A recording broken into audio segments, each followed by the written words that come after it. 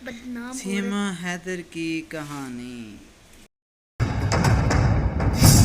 साजिशों की समय सीमा समाप्त। 16 घंटे सवाल, अब मिलेगा जवाब।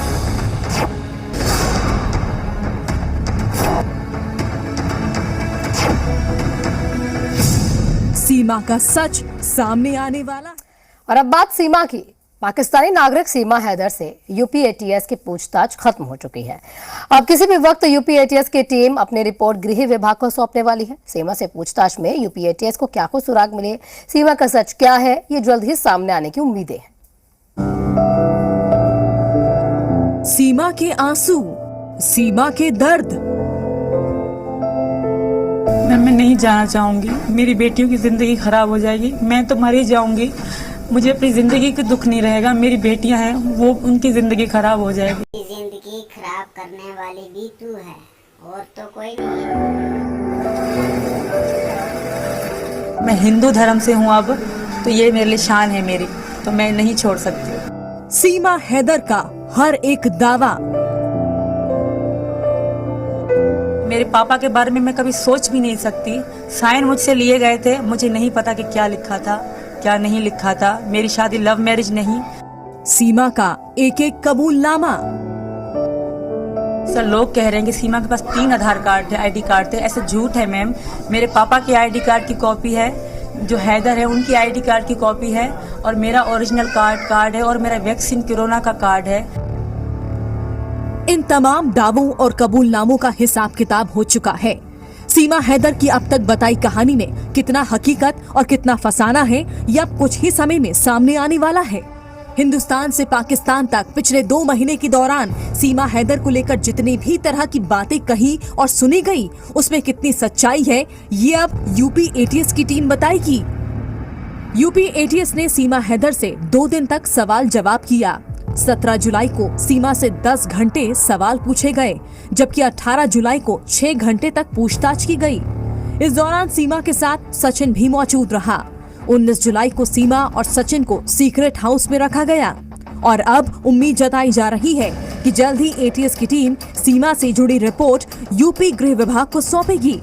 इस रिपोर्ट में वो तमाम डिटेल्स, तमाम खुलासे कैद हैं जो सीमा ने जांच एजेंसियों के सामने किए हैं, क्योंकि जांच पूरी होने के बाद ही इस बात पर फैसला होगा कि सीमा को पाकिस्तान भेजा जाएगा या नहीं।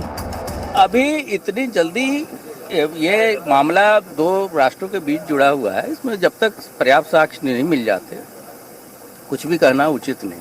किस बिंदु पर जांच हो रही, क्या? नहीं, वो तो जब एक बार वो जेल जा चुकी है, उसके बाद बेल पे है।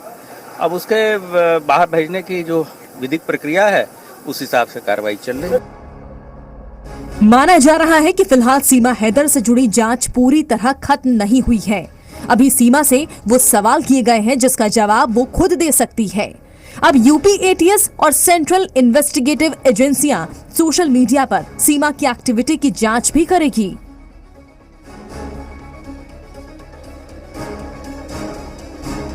इसके अलावा सीमा की दुबई और नेपाल यात्रा की डिटेल भी निकाली जाएगी। साथ ही पूछताछ के दौरान सीमा के जवाबों का मिलान उन दावों से भी किया जा सकता है जो उसने अब तक मीडिया के सामने किए थे। पहली बात तो सचिन से मैं बहुत प्यार करती हूँ, और 2022 से मुझे इनसे हद से ज़्यादा भरोसा था। पहले तो खाली दोस्ती थी, कभी नहीं सोचा था कि मैं इंडिया आऊँगी। पर जब मेरे पापा ख़त्म हो गए, मेरे पास वहाँ खोने को कुछ भी नहीं था। तो मेरे पापा के बारे में मैं कभी सोच भी नहीं सकती। साइन मुझसे लिए गए थे, मुझे नहीं पता कि क्या लिखा था क्या नहीं लिखा था। मेरी शादी लव मैरिज नहीं। इस बीच पाक एजेंसियों की जांच में भी सीमा पर बड़ा खुलासा हुआ है। जांच में पता चला है कि सीमा ने गुलाम हैदर को शादी से पहले फोन किया था। सीमा हैदर के ससुर ने गुमशुदगी की रिपोर्ट दर्ज कराई थी। 10 मई को जैकोबाबाद के पुलिस स्टेशन में रिपोर्ट लिखाई। हालांकि सीमा ने जी मीडिया पर दावा किया था कि वो अपने पाकिस्तानी शौहर गुलाम हैदर से तलाक ले चुकी है, जबकि गुलाम ने भी सीमा से तलाक के दावों को खारिज किया था। 2 बार तो हमें लड़ाई में हमें डिवोर्स भी हुआ था, फिर भी मेरे पापा ने भेज दिया कि ये डिवोर्स नहीं होता। मजबूरन तो मुझे जाना पड़ा। डिवोर्स तो वहाँ तो क्योंकि मुस्लिम समाज में तो 3 तलाक चलता है, तो वहाँ तलाक बोलकर डिवोर्स उन्होंने दिया या आपने दिया? मैंने कभी नहीं दिया, उन्होंने दिया था। आदमी का ही माना जाता है, औरत की तो आपको पता है कोई इतनी रिस्पेक्ट नहीं है। मैं तलाक आपको कभी भी नहीं दूंगा, अभी भी तुम मेरी पत्नी है, मैं आपको नहीं छोड़ूंगा, आप एक नामहरम के साथ रह रहे हो। ये पूरा सच तभी सामने आएगा जब जांच एजेंसियां सीमा हैदर से पूछताछ की बात तैयार की गई अपनी फाइनल रिपोर्ट पेश करेगी। और इस सच के सामने आने का इंतजार हिंदुस्तान से पाकिस्तान तक है। ब्यूरो रिपोर्ट, जी मीडिया। अब इस मामले के तूल पकड़ने के बाद अब ये सवाल भी उठने लगे हैं कि क्या सीमा हैदर और उसके बच्चों को पाकिस्तान भेजा जाएगा। इसी बीच सीमा हैदर की प्रेम कहानी को लेकर भी पाकिस्तान में टेंशन है। वहां भी सड़क से लेकर सोशल मीडिया तक सीमा हैदर पर बहस छिड़ी हुई है, जबकि सचिन और सीमा से जुड़ी जो जांच है भारत पाकिस्तान से लेकर नेपाल तक पहुंच चुकी है। रिपोर्ट में देखिए। सीमा के सस्पेंस से पर्दा उठने वाला है। पहले जाती है पाकिस्तान से नेपाल, नेपाल से दुबई जाती है, फिर दुबई से दोबारा जो है वो नेपाल जाती है, एंड देन 4 बच्चे समेत जाती है। फिर इतने सारा आधार कार्ड उसके पास बरामद होते हैं। यूपी एटीएस को सीमा का सच पता चल गया। कहा जा रहा है कि ये पाकिस्तान आर्मी की स्पाई है। बीवी जो है वो माशाल्लाह से पाकिस्तान छोड़ के इंडिया सड़क पार करके इतनी दूर चली गई है। सीमा हैदर भारत कैसी आई, क्यों आई? सिर्फ इश्क के लिए आई या किसी के इशारे पर आई? ये ऐसे सवाल हैं जिनकी चर्चा सीमा के इस पार भी है और सीमा के उस पार भी। तो मुझे ये समझ नहीं आ रही कि ये क्या सोचकर वहाँ पर गई हैं और क्या इन्हें था कि यार अपना शौहर होने सोने के बावजूद, अपने बच्चे होने के बावजूद प्यार माना अंधा होता है, लेकिन इतना अंधा होता है इतनी हद तक, ये मुझे नहीं समझ आई। सीमा हैदर का पाकिस्तान से भारत में एंट्री कर लेना और यहाँ अपने बच्चों को ले आना कई सवाल खड़े कर रहा है। इन सवालों का जवाब तलाशने के लिए जांच का दायरा बढ़ाया गया है। भारत में सीमा हैदर पहेली बनी हुई है और उलझन में पाकिस्तानी हैं।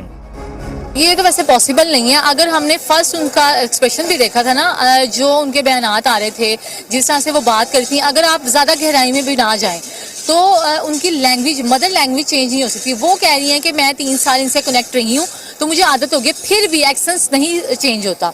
वो प्रॉपर्ली शो हो रहा है कि वो इंडियन ही है। सीमा हैदर की हकीकत जल्द ही सामने आ जाएगी। उससे पहले ये साफ हुआ है कि सचिन और सीमा 2020 में ऑनलाइन गेम से संपर्क में आए। इसके बाद नजदीकियां बढ़ी और व्हाट्सएप चैट करने लगे। 10 मार्च 2023 को सचिन नेपाल की राजधानी काठमांडू गया। सचिन ने न्यू विनायक होटल में कमरा बुक कराया। 10 मार्च 2023 को ही सीमा भी काठमांडू पहुंची। सीमा को रिसीव करने सचिन खुद एयरपोर्ट पहुंचा। 17 मार्च 2023 तक दोनों न्यू विनायक होटल के कमरा नंबर 204 में रुके। शादी किया बताया नहीं, वो लोग ने बस इतना ही बताया था वो मेरी बीवी है। तो हम लोग ने उनका नाम, जो नेपाली कस्टमर है, तो हम लोग एंट्री करते वक्त नंबर, उनका नाम कहाँ से आया वो रखते। तो इंडिया से आया तो डायरेक्ट हम लोग इंडिया और उनका नाम लिखते। तो हमको जब न्यूज़ में दिखा तो मालूम पड़ा हाँ वो लोग सीमा सचिन। काठमांडू में 7 दिन रुकने के बाद सीमा पाकिस्तान चली गई और सचिन भी लौट आया। इसके बाद 11 मई को सीमा हैदर अपने 4 बच्चों के साथ फिर से काठमांडू पहुंची और 13 मई को उसने भारत में अवैध तरीके से एंट्री कर ली। तब से सीमा हैदर और सचिन साथ ही रह रहे।